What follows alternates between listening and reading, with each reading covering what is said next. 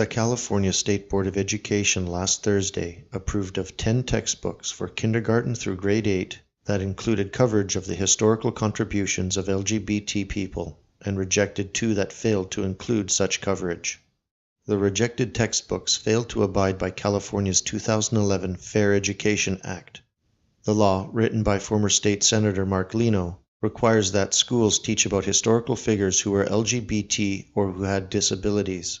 Equality California's executive director, Rick Zieber, called the board's decision a long-fought victory. The 2 books that didn't make the cut were by long-term publishers Houghton, Mifflin, and Harcourt.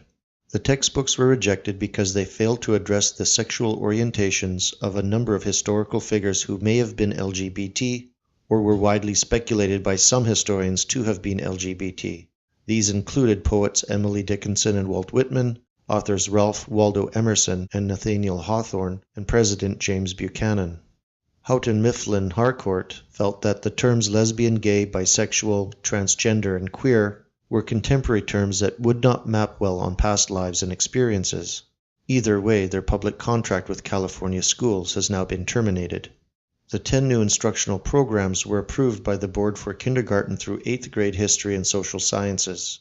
The new materials include a more complete picture of the accomplishments and challenges faced by LGBT individuals in American history and culture, such as astronaut Sally Ride and comedian Ellen DeGeneres, expanded coverage of the farm labor movement that includes not only Cesar Chavez, but also the role of Filipinos and Filipino civil rights leader Larry Itliong, mandatory historical and biographical studies of Harvey Milk and other gay political figures will be instituted from grades 4 to 7, and a completely revamped curriculum on African American history, specifically the institution of slavery and the moral degeneration of white slave owners.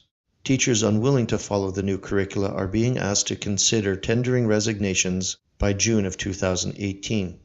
With several laws on the California state docket in the spring that cover issues such as parental custody and ward of state injunctions, do not be surprised that this recent act of enforced indoctrination won't come with the following caveat sometime soon: that if you want to keep your children, then you had better keep your trap shut, and let us reframe their thoughts, perceptions, and futures.